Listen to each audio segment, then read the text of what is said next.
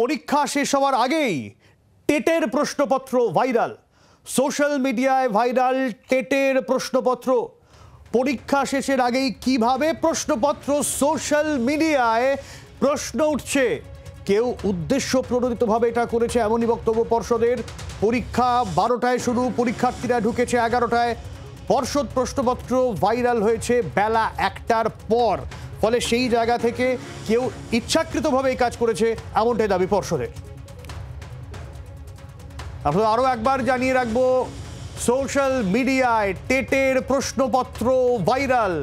পরীক্ষা শেষের আগেই কিভাবে প্রশ্নপত্র সোশ্যাল মিডিয়ায় ছড়িয়ে গেল তা নিয়ে প্রশ্ন উঠছে, এবং সেই জায়গায় দাঁড়িয়ে পরীক্ষা শেষ হওয়ার আগেই টেটের প্রশ্নপত্র ভাইরাল হয়ে গিয়েছে, সোশ্যাল মিডিয়ায় ছড়িয়ে গিয়েছে। উদ্দেশ্য প্রণোদিতভাবে এটা করা হয়েছে বলে বক্তব্য পর্ষদের। পর্ষদ যে সময়ের হিসেব দিচ্ছে তা হলো 12টায় পরীক্ষা শুরু, 11টায় পরীক্ষার্থীরা ঢুকেছেন এবং কেউ কেউ তার একটু পরে ঢুকেছেন, 12টার আগেই ঢুকে গেছেন এবং 12টায় পরীক্ষা শুরু হয়েছে। বেলা 1টার পর প্রশ্নপত্র ভাইরাল হয়েছে এমনটাই বক্তব্য পর্ষদের। আমরা আরও আপডেট নেওয়ার চেষ্টা করব, ঠিক কীভাবে কী প্রশ্নপত্র ভাইরালের অভিযোগ উঠছে, কিভাবে প্রশ্নপত্র ছড়িয়ে গেল, এখনও পর্যন্ত কি কি তথ্য রয়েছে, পর্ষদের তরফে কি কি দাবি রয়েছে, আমরা সমস্তটাই জানতে চাইব। কারণ সোশ্যাল মিডিয়ায় প্রশ্নপত্র ভাইরাল এমনটাই অভিযোগ এবং তাই নিয়ে চাপানুতোর শুরু।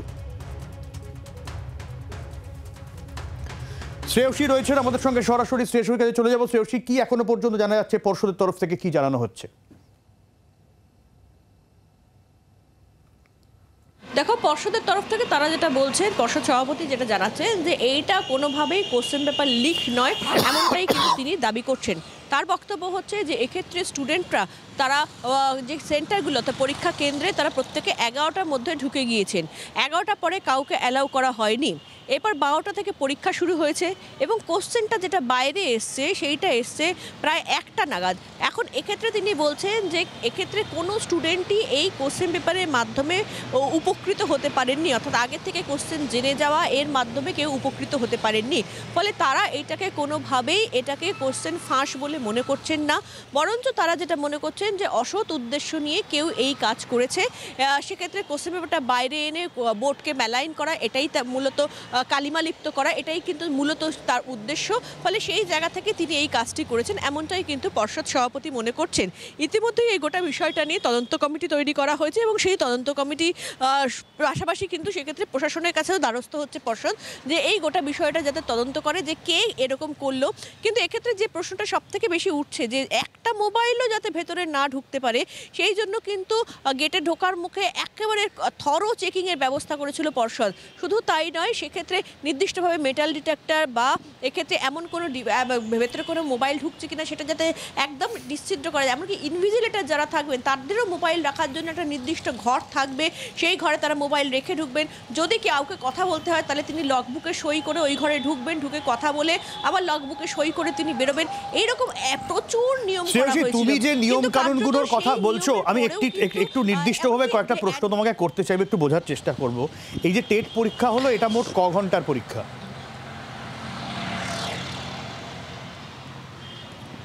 দেখো, এটা 12টার সময় পরীক্ষা শেষ হয়েছে, 12টার সময় পরীক্ষা শুরু হয়েছে এবং সেই পরীক্ষা শেষ হয়েছে 2:30টার সময়। এবং এক্ষেত্রে এই জায়গায় দাঁড়িয়ে আমি তোমাকে জিজ্ঞেস করবো, পর্ষদের যে হিসেব দিচ্ছে তা হলো 1টার সময় প্রশ্নপত্র ভাইরাল হয়েছে, 12টায় পরীক্ষা শুরু, পরীক্ষা 2:30 পর্যন্ত, 1টার সময় প্রশ্নপত্র ভাইরাল। তার মানে পরীক্ষা যখন চলছিল তখন এই প্রশ্নপত্র সোশ্যাল মিডিয়া আপলোড করা হয়েছে।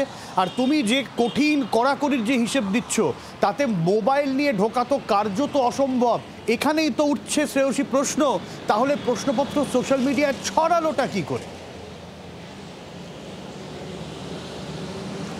একেবারে দেখো, সেই প্রশ্নটাই আমরা পর্ষদ সভাপতির কাছেও জানতে চেয়েছিলাম যে ফ্রিস্কিং করা হচ্ছিল, শুধু ফ্রিস্কিং করা নয়, অর্থাৎ গেটে ঢোকার সময় চেকিং নয়, সেক্ষেত্রে একজনকে পুরোপুরি ফ্রিস্কিং করা হয়েছে, তার পুরোপুরি চেকড, অর্থাৎ তার কাছে কিছু নেই, সেই সংক্রান্ত একটা নির্দিষ্ট স্টিকার তার অ্যাডমিট কার্ডে লাগানো হবে, তবেই কিন্তু তিনি পরীক্ষার হলে ঢুকতে পারবেন। এই বিষয়টাও কিন্তু বলা হয়েছিল। এবং পাশাপাশি সেক্ষেত্রে যে ঘরগুলোতে পরীক্ষা হবে সেই ঘরগুলোকে পুরোপুরি চেক করা, সেখানে যাতে কিছু নেই সেই বিষয়টা সুনিশ্চিত করা, তেমন এমনটাও কিন্তু বলা হয়েছিল পর্ষদের পক্ষ থেকে। কিন্তু কার্যত বোঝা যাচ্ছে যে সেই চেকিংয়ের জায়গাতেই বা কোথাও কোনো একটা জায়গায় সমস্যা রয়েছে, সেই কারণেই কিন্তু সেক্ষেত্রে প্রশ্ন পরীক্ষা চলাকালীন কিন্তু প্রশ্নটা বাইরে বেরিয়েছে, এমনটাই কিন্তু দেখা যাচ্ছে। এখন এক্ষেত্রে পর্ষদ সভাপতি বলছেন যে এক্ষেত্রে প্রায় 800-র মতন পরীক্ষা কেন্দ্রে গোটা রাজ্য জুড়ে আজকে পরীক্ষা হয়েছে। হতে পারে এমন কোনো কিছু হয়েছে যেখানে কোনো পরীক্ষা কেন্দ্রে কোনো ঘরের কোনো কোণে কেউ ইচ্ছাকৃতভাবে আগের দিন সেক্ষেত্রে একটা মোবাইল রেখে দিয়ে এসছেন এবং সেটাকেই পরবর্তীকালে ব্যবহার করে কার্যত এই পরীক্ষা চলাকালীন এইভাবে প্রশ্ন নিয়ে প্রশ্নের ছবি তিনি তুলতে পেরেছেন। এবং এক্ষেত্রে তোমাকে যেটা জানিয়ে রাখি, পর্ষদ সভাপতির যেটা দাবি যে এই যে প্রশ্নটা যেটা পরীক্ষা যখন চলছে তার মাঝখানে যেহেতু বেরিয়েছে, কাজেই সেক্ষেত্রে সেটাকে তিনি কোনোভাবেই লিক বলছেন না বা ফাঁস বলছেন না। তার বক্তব্য, এই প্রশ্ন ফাঁস তখনই হয় যখন পরীক্ষা শুরুর আগে সেটা বেরিয়ে ছাত্রছাত্রীদের হাতে বা পরীক্ষার্থীদের হাতে পৌঁছে যায়। তিনি বলছেন যে সেইখানে ছাত্রছাত্রীরা কোনোভাবেই বেনিফিটেড হয়নি, প্রশ্ন বেরোয়নি, পরীক্ষা শুরুর আগে বেরোয়নি, কিন্তু পরীক্ষার চলাকালীন যে বেরোনো সেই জায়গাতে সেখানে যে চেকিংটা হয়েছিল, তাহলে কি সেই চেকিংয়ে কোথাও গাফিলতি ছিল, কোনো সমস্যা হয়েছে, সেই বিষয়টাতেই কিন্তু কার্যত তদন্ত করার জন্য তারা ইতিমধ্যেই সেই তদন্ত কমিটি তৈরি করেছেন। কিন্তু পর্ষদ যে একেবারে কড়া নিরাপত্তার বেষ্টনীতে মুড়ে ফেলেছিল, সেখানে কিন্তু আমরা গত বছরের কিন্তু সেই একই নিরাপত্তা বেষ্টনীতে দেখেছিলাম এই পরীক্ষা হয়েছিল, সেখানে কিন্তু পরীক্ষা চলাকালীন কোনো প্রশ্ন বেরোয়নি। কিন্তু কার্যত এবার যে ছবি আমরা জি 24 ঘন্টায় দেখাচ্ছি, এই যে ছবি, এটা তো দেখে মনে হচ্ছে ফেসবুকে কেউ এই ছবি পোস্ট করেছিল।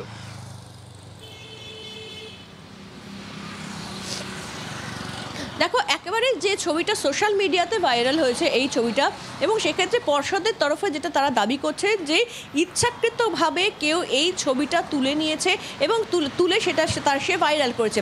কিন্তু প্রশ্ন হচ্ছে সেটা এখানে দুটো বিষয় আছে। একটা হচ্ছে যে ঢোকার সময় যেরকম চেকিংয়ের কথা তোমাকে বললাম, ঠিক তেমনই কিন্তু পরীক্ষা শেষ হওয়ার আগে কেউ পরীক্ষার হল থেকে বাইরে বেরোতে পারবে না, এমনটাও কিন্তু নির্দেশ রয়েছে পর্ষদের নির্দেশিকায়।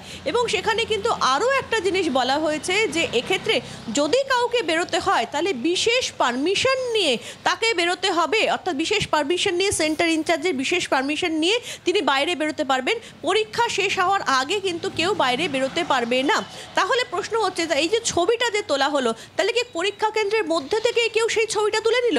অর্থাৎ পরীক্ষা চলছে সেই সময় পরীক্ষা কেন্দ্রের মধ্যে যার মোবাইল ব্যবহার করার কথা নয়, তিনি পরীক্ষা কেন্দ্রের মধ্যে থেকে ছবিটা তুলে দিলেন। তার কারণ পরীক্ষার হলে যারা ক্যান্ডিডেটরা রয়েছেন তাদের তো কারোর বাইরে বেরোনোর কথা নয়। এবং সেই জায়গাতে পর্ষদ সভাপতি তিনি যেটা দাবি করছেন যে শুধুমাত্র পরীক্ষা যারা দিতে গিয়েছেন তা নয়, পরীক্ষার যে হলগুলো রয়েছে বা পরীক্ষার সেন্টারে কোনো এমন কোনো ব্যক্তি, হয়তো তিনি সেখানে দায়িত্বে ছিলেন, কোনো কাজে ছিলেন, তাকে কোনো একটা কাজের জন্য দায়িত্ব দেওয়া হয়েছিল, তিনিও হতে পারেন যে এরকম করে কোনো কর্মী, তিনি হতে পারেন যে তিনি এরকম করে অসৎ উদ্দেশ্য নিয়ে সেইটাকে কোশ্চেন পেপারটা নিয়ে তিনি বাইরে পাঠিয়েছেন। এখন এখানেও আর একটা প্রশ্ন উঠছে যে এক্ষেত্রে যে কোশ্চেন পেপারটা পর্ষদের যে নিয়ম অনুযায়ী সেটা হচ্ছে প্রত্যেকের নামের জন্য ইন্ডিভিজুয়াল এনভেলপ রয়েছে, অর্থাৎ খাম রয়েছে।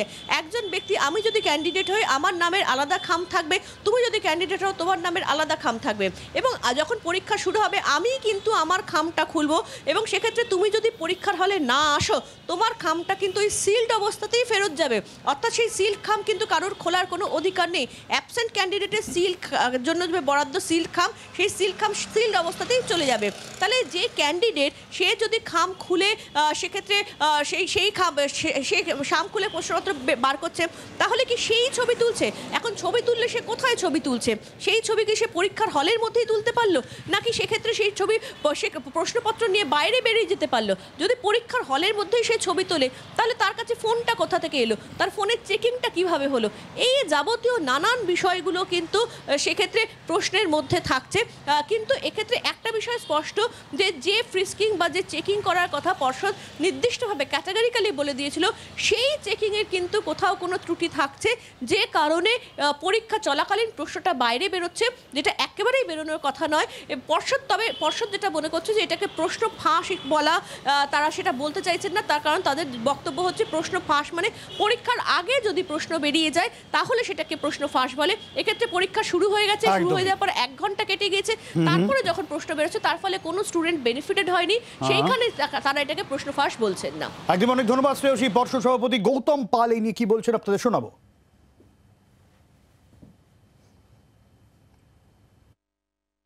আমাদের পরীক্ষা শুরু হয়েছে 12টায়, ঠিক আছে। এখন আমরা যথাসাধ্য চেষ্টা করেছি যে কেউ যাতে মোবাইল নিয়ে না ঢোকে, পরীক্ষা নির্বিঘ্নে হয় এবং স্মুথলি হয়। আর কোনো ছাত্র বা কোনো ক্যান্ডিডেট যদি অসৎ উদ্দেশ্যে, অর্থাৎ পরীক্ষা দেওয়ার নাম করে মেলাইন করার জন্য অসৎ উদ্দেশ্যে যায় এবং সেটাকে করে নিয়ে যায়, মানে বাইরে পাঠিয়ে দেয়, এটাকে আমরা তো কোশ্চেন লিকিং বলবো না, আমরা বলবো এটাকে মানে পুরো পর্ষদ এবং সরকারের ভাবমূর্তিকে কালিমালিপ্ত করার জন্য এটা করা হয়েছে, উদ্দেশ্য প্রণোদিতভাবে এটা করা হয়েছে। বাংলার আওয়াজ, বাঙালির আবেগ, জি 24 ঘন্টা।